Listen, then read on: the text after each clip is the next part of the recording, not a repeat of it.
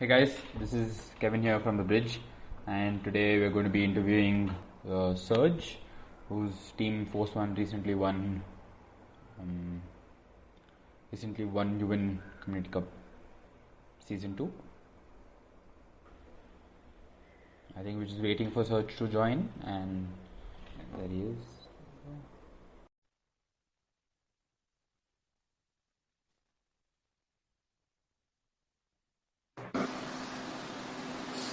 Hi Kaim, how are you doing? Hello. Yeah, I'm fine. Hope you're having a good day. Yeah, thank you. Good. So before we jump in, before I ask you all the hard questions, um, could you introduce yourself to our viewers and just give a small brief introduction on who you are? Okay. Shall I begin? Yeah, you can start. Yeah. Okay. So I am Molvik Ayam and my in-game name is Surge and I am the frontline assaulter of Team Postman and I play for the Team Postman. Yeah. So that's the basic you need to know about me. Okay. So firstly, I would like to congratulate you on winning the UN Community Cup Season 2. Yeah, thank you So for what that. does it feel like? Yeah, what does it feel like winning a It was a tournament that good you were feeling to considered one of be on top against this level of competition and be on #1 on overall standings. It felt good. Yeah. Felt good. I just want to take you through your journey of how did you start playing competitively. So when did the journey into PUBG start? Were you always interested in playing video games, or what led to the interest in that particular game? So I was always into games, and basically I was seeing, PUBG PC and all the PC battle royale games. I used to watch them play. So it actually created, an interest in them. I created an interest in them that I should play battle royale games. So I searched for a battle royale game, and PUBG came up for mobile. So when PUBG was released, I used to play casually like normal classic and for uh, for time pass basically. And later when I saw PMIs, I saw the intensity and the level of competition there was. I was hyped with that. I was like, I want to play, I want to be a part of this, I want to play against this team. So that's why I started playing competitive. So it's basically because of I saw PMIs. PMIs, I saw the first tournament. So after that I started playing PUBG Mobile competitive. Nice. Yeah, so that's the So yeah, how long have you been playing PUBG for? it's almost 1.5 year now. Like one Okay, year and a and half, was this 6 months. okay? That's nice. And was this your first online event, or have you taken part in events before this as well? Actually, these online tournaments and all these unofficial tournaments have become quite often. Like there, a lot of tournaments are happening because a lot of people are investing in PUBG nowadays, and esports is growing in India. So PUBG is just the beginning of esports. So this online competition and online tournament are, you can find a lot of them on internet, on Discord and all everything. You can find many tournaments. So it's pretty common nowadays. So no, this was Okay, not that's the first online tournament I competed in. I played a lot, and yeah. This was not the first one for me. was this your first online win, or have you won tournaments previously as well? I played previously online games, online No, tournaments. what I asked was, have you won previous tournaments as well No, actually not like this. We haven't won like this of this big. on Yeah, this is on this large yeah. scale? Okay, that's This nice. is one of our That's a good. biggest achievement you can say. You will Okay, know. that's good. That's awesome. So yeah, moving on to the tournament, could you just explain like a few things about what the tournament was like, and what was the best part about the tournament, considering how the whole esports scene is slowly growing in India now? Yeah, PUBG is just the beginning of esports. I mean, it is the first time it's ever happened in India that some game is being game is having this much of attention in India. So it's first time, and PUBG is just the beginning. There is more to come in India, I believe. That PUBG is just the beginning, and the tournament was amazing. It was really intense because the team competed like the basically because of the prize pool. The prize pool was so huge, so the teams gave their 100%, gave their best, and it actually came out to be a really tough one for us too. It became very close at the end, and it was really intense. And it was fun at the same time, but intense was the main factor. It was really That's intense good. because of the prize pool. So I know the tournament was a 2 day long tournament. So could you just give us a rundown on what day one was like, and then what was your standings at the end of day one and day two, and what happened at the end of day two as well? So in day one, we actually had a huge lead. There were 3 matches each day in day one and day two, and we actually had a huge lead of 20 points, which is pretty big in number as per in first and second. We were first with 53 points, and the second team was with 23 and 24 points only. So it was pretty huge lead we had on the first day. But on the second day, the teams gave their 150%. So it at the end of the tournament, after 6 matches, it became really tough. The intensity and the point difference was pretty less. I mean, the first place we had 77 points, and Fnatic was second with 77 points, equal. But we had the advantage of kills. I mean, we had more kills, so that's why we became first. We came first on the tournament, and yeah, that is basically what we went through those 2 days. That's how it went. Okay. Okay, that's nice. So firstly, I also know that Post One were considered the underdogs of the competition. Was there a tag that you guys set for yourself, or was it just an overall tournament tag that was attached to you guys, saying that Post One is the underdog of the competition? Actually, I'm not able to hear you properly. You are lagging. Your voice is... Can you hear me now? Hello, You're not can you hear me audible. now? Sorry. One second. Sorry guys. Can you hear me now? Hello. Time, can you hear me now? I can barely hear you. It's barely audible. It's Okay. fluctuating. Can you hear me now? Yeah, it's good. Okay, fine. You can hear me now? Yeah, I can hear you. Okay, yeah. So what I was asking was, why were Force One, your team, considered the underdogs of the competition? So to be called as a professional or a pro team in PUBG is you need to have an official achievement. Like, the tournaments which are held by PUBG World official. You have to be a part of the tournament. You have to perform in the tournament and have a good, that is when you get a boost. To say it all, that's the boost part. Like when you play a tournament of PUBG World official, it's like 50-60K people watch at once. So it's a huge achievement in PUBG Mobile esports scene. Okay. So we haven't got that achievement now. We haven't gone to that level like that. We haven't played any official tournament yet. So that's why we are considered the underdog of this PUBG Mobile, basically. Okay, that's good. So coming back to the tournament, so who were the toughest opponents that you faced while going through? Because I know the event had some teams like Fnatic and TSM entity, which are considered big names in PUBG Mobile India.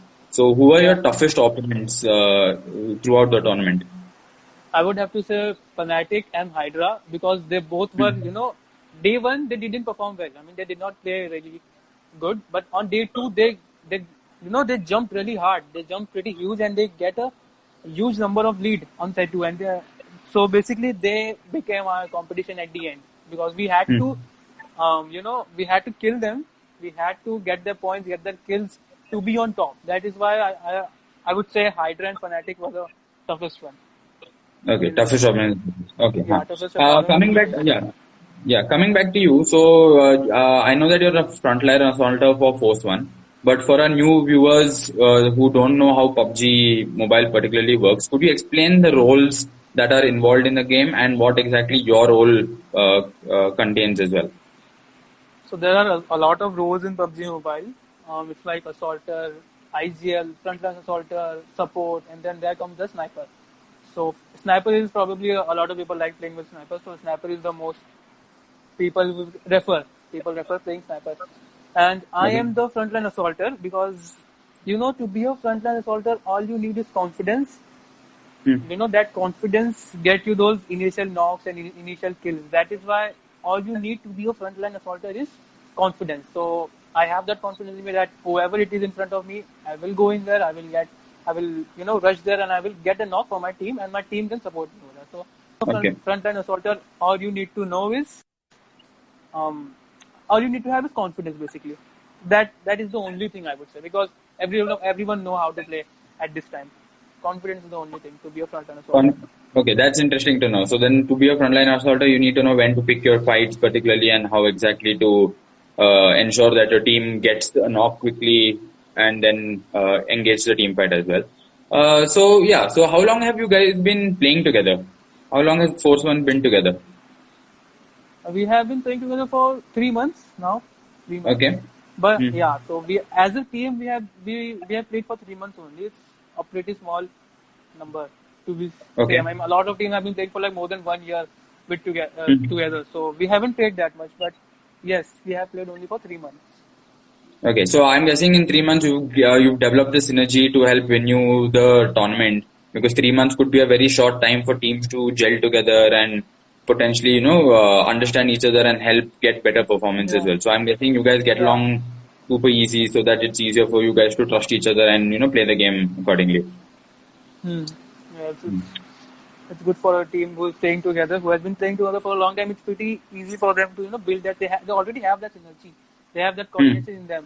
But Hmm. we have been playing only for 3 months, so we are not that good at our synergy, and it's happened. It's pretty difficult to play sometimes because miscommunication and everything happens when you are new and we don't Hmm. play together for a long time. Okay, interesting. So what are your training methods like? How long do you guys scrim for, practice for, and could you explain what scrim culture is so that our newer viewers can also understand how particularly training takes place in a game like PUBG and in esports in general? So you have to train. I mean, you have to play pretty on daily basis. You have to play a lot because the other players are also playing. They're also performing. They're also trying to prove themselves. So they also play a lot. So in compared to other players, you have to play to be on that level, to be at their level, and to compete at their level. And about tournaments is that all you need to know is, you should analyze each and every team which is against you. Like for say, some teams you have to analyze what their drops are, how they play, what is their strategy and everything. So after you figure that out, it becomes really easy for you to compete against them. It's like 90% of the job is done. All you have to do is play against them and know everything. Just all you need is proper information about other teams. Yeah. So is that information readily available? Is it, or do you just follow people that are playing against and see what they play like and then analyze from there? Yeah, you have to actually look at live streams and everything so you can find out that how well team actually plays, how they drop, and what is the rotation and how they play. Like they play edge or they play center or they play mid, whatever they play. Hmm. You can see everything on the stream. All you have to do is you have to be good at that analysis part. You, you have to know. You need to know where other team is doing, what the other team will be doing. Yeah. Okay, So that's that is all. interesting. Yeah. That's interesting. So in terms of was it so in like you mentioned, the team got together 3 months ago. Yes. So was this your first major tournament as a team? And how did you have any issues in terms of communication, or was it all a smooth process? The biggest tournament that we have played together is ESL till now. It's one of the biggest event of PUBG Mobile, and Hmm. PUBG Mobile team is the one of the biggest. So that's the biggest achievement we have, and the biggest tournament we have played yet is ESL. Okay. And So about yeah. the miscommunication, we are working on that. We are still getting to. We haven't played at our best yet. Like, there is always some kind of miscommunication and missed calls, so we are still working on that. It happens. It's happened pretty relevantly. So what are you guys doing to fix it? How does fixing communication work in a game like PUBG? What are the You steps have that to you play particularly together. take? You have to. All Okay. you have to do is play together, build the synergy. Like if I say there's one guy in that house, I should be really truthful about it. That yeah, there is only one guy, and I should know that there is only one guy, and my Okay. team should trust me on that. That yeah, there is only one guy. We can rush over there, and there is only one guy in the house. So it's become really easy, and it's the confidence gets the job done, the rest of the work done because the team will know that there is only one guy in the house. We can go a full rush, like just go inside and shot wherever the guy is, shoot him. Okay, that makes sense. So you're saying full communication is important between a team to ensure maximum results. That's interesting. Yeah, communication is Yeah. very good. So in terms of what is the future for Force One right now? What are the next tournaments that you guys are playing, and how's the preparation going to be for those tournaments as well? We are preparing for that. We are playing, we are playing a lot of scrims and we are practicing a lot to, get that hashtag one in major tournaments like PMCO and ESL too. So we will be playing PMCO. We will play from the beginning, like from Hmm. online playoffs to finals. And right now we are qualified for the ESL grand finals. So all we have to do is perform over there, get that hashtag one, and we are done. So you mentioned the hashtag one. What exactly is that? It's getting hashtag one is like coming first basically. That is what it is. Okay. Among Okay. So all the okay. teams, Okay. you have to know first. Uh, Get that Okay. skill. Cool. So yeah. So amongst who would you consider your competitors in terms of teams that are going to be possibly going to be challenging you in the future tournaments? That there are a lot of teams. There are many teams who are really good at PUBG right now because it's pretty easy for someone to get acquire the game. The basics of game is pretty easy. So the Hmm. competition is huge, and the teams are Hmm. really. I mean, there are a lot of teams I can name, but in particular, if I have to say, then Orange Rock is the top team of India right now. So I would have to say Okay. Orange Rock, and among the underdog, there are many underdogs who have yet to perform. So underdogs I can't say, but Hmm. in professional players, I would have to say Orange Rock is the toughest team to get Go beat. up against. Yeah, go up against. It's the toughest. Okay, that's interesting. So, in terms of your tournament win, are your parents aware about the fact that you won this tournament? Yeah. My parents are really happy because when you earn something and you feel really good that your parents are proud of you. That yes, this kid is earning at this age, like he's getting this Hmm. huge prize pool victories and getting those prizes is that's really good feeling of for parents too. Like they feel good that yes, my child is earning some like doing something useful. He can get something out of it. That is good. Like I'm not just playing for for the sake of time and for the sake of lockdown only. I'm earning something out of it, so they are happy. They Okay, are supporting me. so they're fully on board with your career path if you want to become a Yeah, they are professional okay with esports it. player. Yeah, if I get at that level, if I am earning good enough, so I will pursue this profession as this. I Okay. will pursue gaming as a profession. Yeah, Hmm. So, at the moment, would you be considered a semi-professional player or would you be considered a professional esport PUBG player? semi-professional to be precise. Hmm. Semi-professional will be our name because that's the only. I mean, the official PUBG Mobile, we haven't performed yet in it, so we can't be Okay. called as a professional. Semi-professional Okay. So, is correct. yeah. So, what is the step up? What takes you from a semi-professional to a professional level? So, what needs to be achieved to reach that particular status? The tournaments which are held by PUBG Mobile officials like PMCO, there was Hmm. PMIS, and a lot of other tournaments. Like I can't like PMCO is the biggest PUBG Mobile tournament. So if you Hmm. perform and if you get a good ranking in that tournament, then you are good to go. You are called a professional player. Then that's the thing you have Hmm. to do to be called as a professional player. Okay. Is there a dream organization that you want to be a part of, or do you see Force One being your team for the long term, for future PUBG tournaments as well? As an individual, I mean, who wouldn't like to go in a bigger place and have bigger opportunities? But as a team, I think Force One for me has been the best team till now, till date. This team has been the best team for me. Hmm. So, in terms of joining Force One, how did that happen? Did you get scouted? Did you form a team with somebody, or can you explain what the process was like? We were a team before, and then we performed in a local tournament, like an official one. And Hmm. then the owner of Force One and all the Force One members actually saw us performing and they were impressed by our gameplay. So then they hired us to play with the Hmm. Force One. Then we were in Force One after that. Yeah, so we performed and then we got the opportunity to be in Force One after that. That's interesting. So I just want to ask you: there's a question from the viewers that I think would be interesting to see?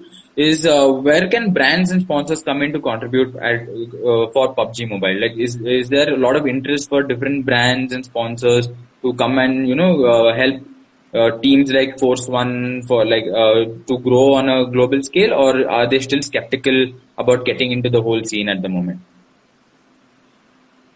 I'm actually not sure about sponsors and everything because Okay. Huh. it's my first time being sponsored. I'm first time playing under someone, so I don't have a Okay. lot of experience of how this works too either.